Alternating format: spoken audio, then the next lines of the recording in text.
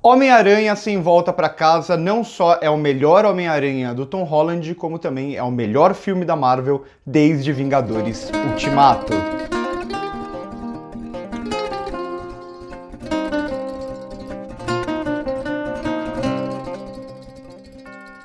Quem acompanha a gente, tanto aqui no YouTube, quanto lá no Instagram, quanto no meu Instagram pessoal, sabe que a minha empolgação para esse filme era muito menor, digamos, do que a média. Isso porque eu venho criticando bastante quase todas as produções da Marvel que vieram pós-Ultimato. Foram poucas as que me agradaram, e as que me agradaram não me agradaram tanto assim. E por quê? Porque eu sou um cara muito chato que quer ser o do contra? Talvez um pouco, mas na verdade é porque eu já tinha visto antes do que a Marvel era capaz, o que ela era capaz para esse universo, e eu não tinha visto ela mostrar o mínimo dessa capacidade em todas essas obras anteriores.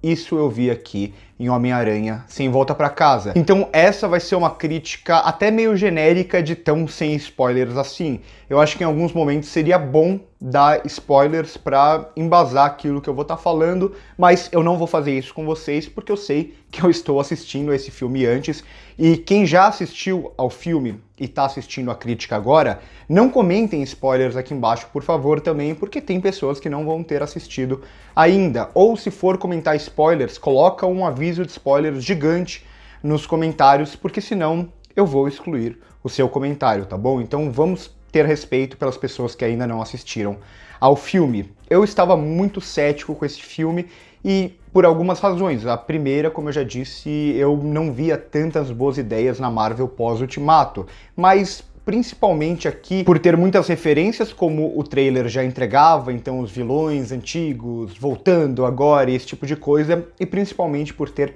Jon Watts na direção, que é o diretor do primeiro e do segundo Homem-Aranha do Tom Holland. Eu não gosto muito do Jon Watts, eu acho que ele é aquele diretor que se entrega demais ao estúdio e faz basicamente aquilo que o estúdio quer, então eu vejo nos dois primeiros filmes dele de Homem-Aranha algo muito genericão mesmo, assim, não tem um dedo do diretor.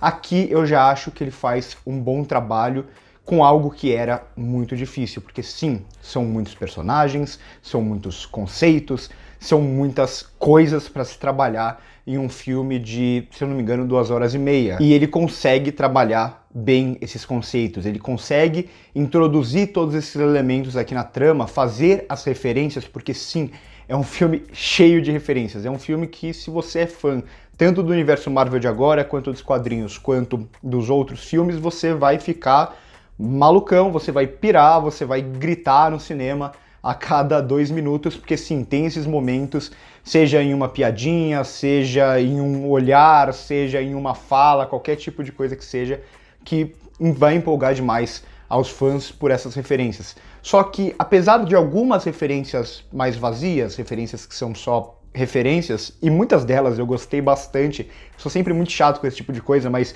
tem algumas piadas aqui, algumas referências que se tornam piadas que são muito, muito boas.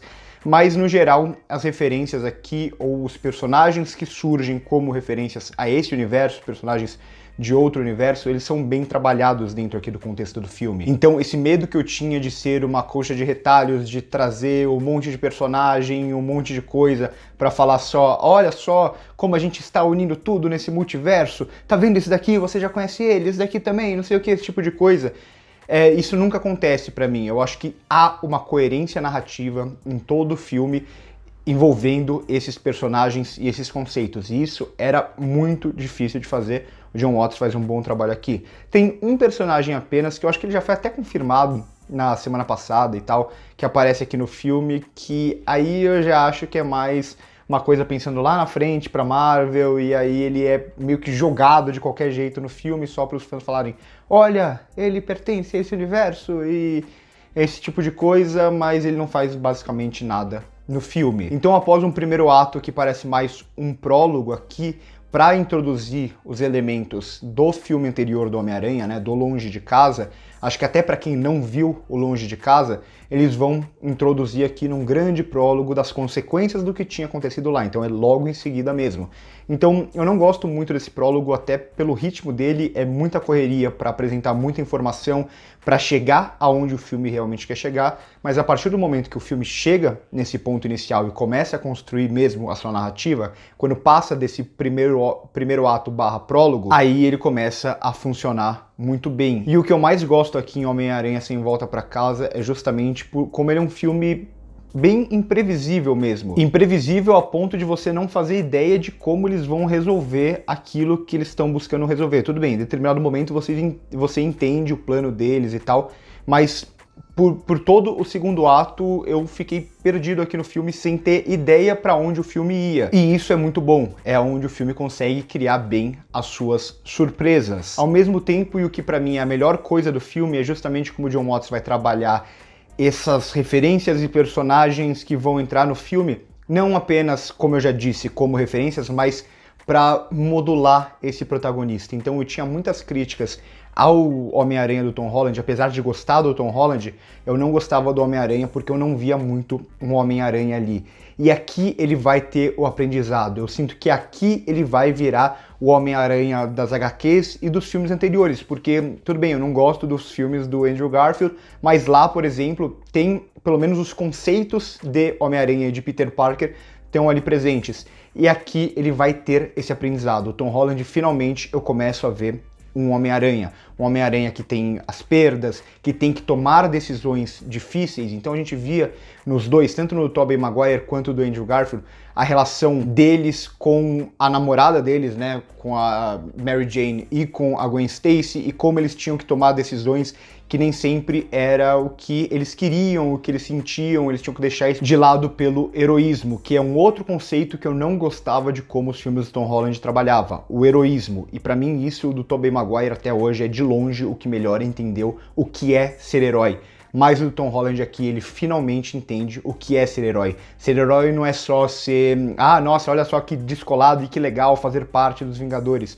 Não, ser herói é ter que tomar decisões, é fazer tudo pelas outras pessoas, é deixar de lado o egoísmo que está muito presente aqui no começo do filme do personagem do Tom Holland. Então a gente vai ter o egoísmo aqui presente, a gente vai ter no começo parece que tudo dando certo, ele não precisando tomar decisões, até o momento que muitas coisas comecem a acontecer e tudo começa a mudar. Então, por mais que tenha muitos personagens e tudo mais, pela primeira vez eu vi o Homem-Aranha do Tom Holland sendo um Homem-Aranha. Mais do que isso, pela primeira vez ele tomando decisões, ele sofrendo de alguma forma e ele tendo uma evolução, que é o que o personagem precisava há muito tempo, mas finalmente isso é feito aqui e é muito bem feito. Então, pra mim não é só, tem um Peter Parker aqui e tem um Homem-Aranha. Não, esses dois eles têm que aprender a conviver juntos e um vai estar sempre, de alguma forma, digamos, atrapalhando o outro. O Homem-Aranha vai estar atrapalhando o Peter Parker. Isso finalmente começa a acontecer. Como a vida pessoal dele começa a ser impactada pelo fato dele ser Homem-Aranha. É algo que acontecia nos dois primeiros, mas bem pouco, bem superficialmente. E além disso, o Jon Watts ele demonstra um bom trabalho aqui ao criar esses grandes momentos, seja nas referências que eu já falei, ou seja, grandes momentos de ação e tal. Tudo bem, eu não gosto muito do que acontece no terceiro ato, como ele filma tudo aquilo, vai muito pro que acontece em 90% dos filmes de super-heróis, seja da Marvel, da DC ou de qualquer outro estúdio, que é aquele final que tem que ser muito épico, muito grandioso, com muitos personagens, e aí tudo começa a ficar meio escuro demais, muito CGI carregado, e com isso você acaba tirando um pouco o impacto das ações, ou não entende muito bem a mise-en-scène. Então eu tenho um pouco de problema com a ação no terceiro ato, só que nada catastrófico nível Shang-Chi, por exemplo, que eu gosto do filme inteiro e o terceiro ato é uma aberração. Aqui eu acho que ele pelo menos consegue resolver bem tudo que ele propôs nos dois atos anteriores, ainda que pra mim seja o momento mais fraco, essa grande briga épica que já tem lá no trailer do filme. E no geral é isso, é um filme sem tempo pra gente respirar, e isso muitas vezes pode ser um problema, mas aqui nesse filme acho que encaixa muito bem. Essa ideia de o filme estar sempre progredindo e os problemas crescendo e a gente entrando junto com esse Peter Parker do Tom Holland nesses problemas. E é um filme super empolgante que eu não vou falar mais sobre a empolgação, eu como fã gostei muito, mas eu não vou falar mais porque, claro, aí eu teria que entrar em spoilers e eu já falei que eu não vou fazer isso. Ainda assim, tem algumas coisas que me incomodam um pouco, algumas atitudes do Tom Holland, do Peter Parker do Tom Holland no primeiro ato, e principalmente do Doutor Estranho. Não gosto muito de como o personagem do Doutor Estranho é trabalhado aqui, algumas piadas que ele faz pra mim não condizem com aquilo que é o personagem, algumas atitudes que ele toma também pra mim, o Doutor Estranho pra mim é pelo menos eu acredito que ele é um dos personagens mais fodas da Marvel e tal, e tem algumas coisas que ele tem que fazer meio que errado aqui, só pra acontecer tudo que precisa acontecer no filme. Praticamente tudo envolvendo o fator Doutor Estranho eu não gosto tanto, com exceção daquela sequência espelhada e que já tinha lá no filme do Doutor Estranho, que é muito bem resolvida aqui também. Então, pra mim, um dos pontos mais baixos do filme, comenta aqui embaixo que quando vocês assistirem, vocês concordam comigo ou não, é o que envolve o personagem do Doutor Estranho. Não vou entrar mais em spoilers, não vou entrar em spoilers nesse quesito, mas é basicamente o que já tá ali no trailer, e quando saiu o trailer muita gente se incomodou com aquilo, tinha muita gente que queria defender, inventar teorias pra falar não é bem assim, não é assim sim. Então eu acho que há uma certa conveniência envolvendo o personagem do Doutor Estranho para o filme chegar aonde ele quer chegar. Já lá no terceiro ato, eu acho que a inserção dele e o que ele tem que fazer, aí já é muito melhor resolvido, que aí envolve mais uma vez o personagem do Tom Holland e como esse personagem vai se resolver com os seus problemas. Além disso, eu não gosto muito de como, mais uma vez, o Jon Watts quer trabalhar os temas mais sociais, digamos assim, igual ele quer fazer no segundo filme, que para mim destrói o Longe de Casa, que é aquela mensagem que ele quer passar das pessoas acreditarem em tudo que não faz nenhum sentido dentro daquele universo.